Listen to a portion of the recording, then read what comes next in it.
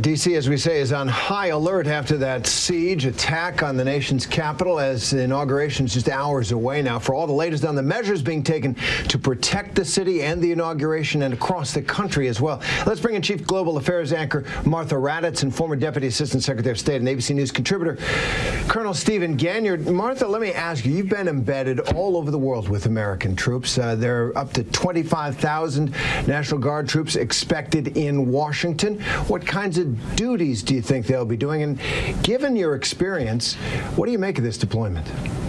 This is an incredible scene down here, Terry. You as well have been all over the world, so I'm sure it hit you as well. There are just huge areas of Washington, D.C. blocked off. That scaling fence that you see built there, that is everywhere. That is not just the Capitol. In fact, right outside where we are sitting right now, they have that kind of fencing around that, around hotels. I've seen massive amounts of National Guard. Now, the bulk of them are carrying weapons, but they are not loaded.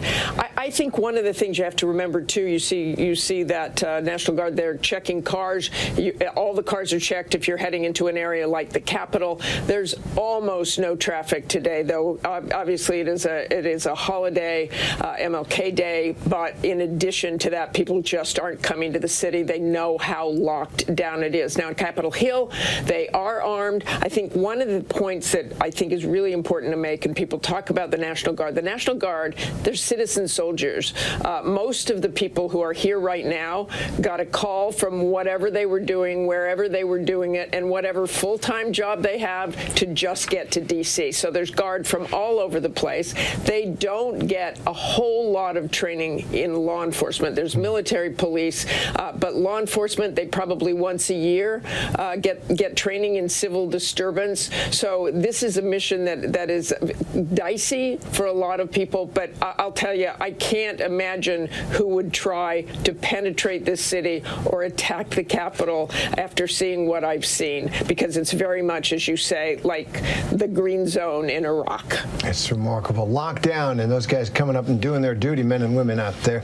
Let's go to Steve Ganyard. And Steve, I want to talk to you about this question of politicization, possible politicization in the National Guard. The acting Defense Secretary Christopher Miller said today, quote, "The department will vet National Guardsmen who are in Washington, D.C. The D.C. National Guard is also providing additional training to service members as they arrive in D.C. that if they see or hear something that is not appropriate, they should report it to the chain of command." What do you make of this question? Do you think there's politically radicalized people in the National Guard? Is that what they're concerned about? Yeah, Terry, to elaborate on Martha's point, these are folks who the military is not a day-to-day job. These are state militias, and in the Constitution, they were actually charged with putting down insurrection. So it was never anticipated they would be used in the way that they've been used in the past couple of years in Iraq and Afghanistan in combat. They're much more for disaster response, things like that. And they have day jobs. I mean, this is sort of one weekend a month for most of them.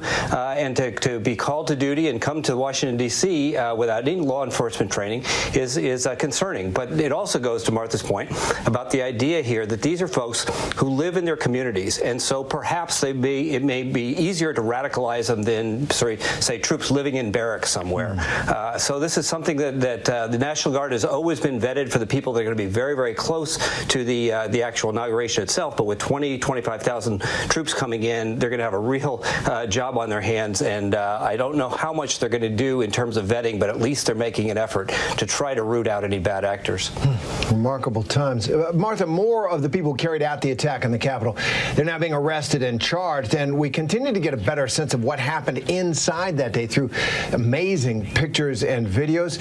So what do you make of it? What are we learning today?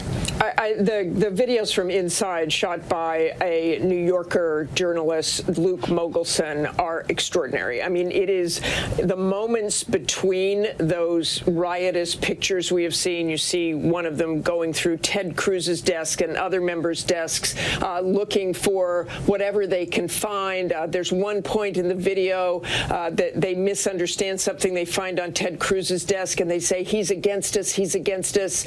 And one of the other guys goes, "No, no, no, no, he's a good guy," or something like that. Those videos are amazing. The other thing I want to say also, too, is one of the reasons they're vetting the National Guard is there were a lot of veterans inside the Capitol who took part in storming of the Capitol.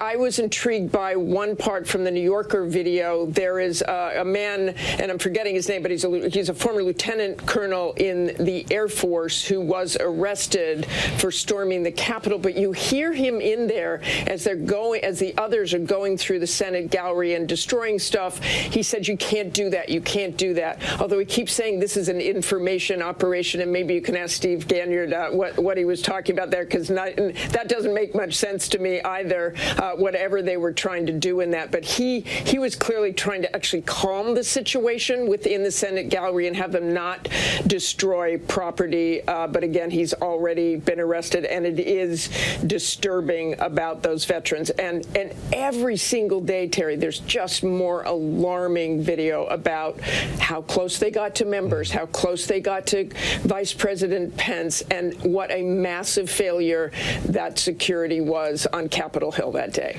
So, Steve, very quickly then, to pick up on Martha's point, the threats from members of the military, veterans, and this threat that we've heard about, potential drone attacks. Is there a threat from the air? Yeah, Terry, you know, after 9/11, the U.S. spent hundreds of millions of dollars surrounding Washington, D.C. with layers of air defense. If you look closely enough, you can see surface-to-air missile systems around Washington, D.C. But those were to shoot down the kinds of airplanes that were used in 9/11. Since then, the technology with drones to be able to take small drones that are usually plastic, very difficult to detect, and we've seen ISIS and we've seen the Houthis use these as assassination devices. So hard to detect, hard to shoot down. They're using lasers, they're using things to jam the command and control of these drones. But this is a real threat because, you know, they're not worried about mobs running into the Capitol. They're worried about, you know, lone wolf kind of attacks. And you could do a lone wolf kind of attack with a drone, and it's a very, very difficult thing to defend. So times have changed in Washington, D.C., and something very cheap and very effective but inexpensive like a drone has now become a major threat. At 9/11, the threat was from overseas. This is the threat from our own. Martha Raddatz, Steve Ganyard, thanks for that. Hi, everyone. George Stephanopoulos here. Thanks for checking out the ABC News YouTube channel. If you'd like to get more videos, show highlights, and watch live event coverage, click on the right over here to subscribe to our channel. And don't forget to download the ABC News app for breaking news alerts. Thanks for watching.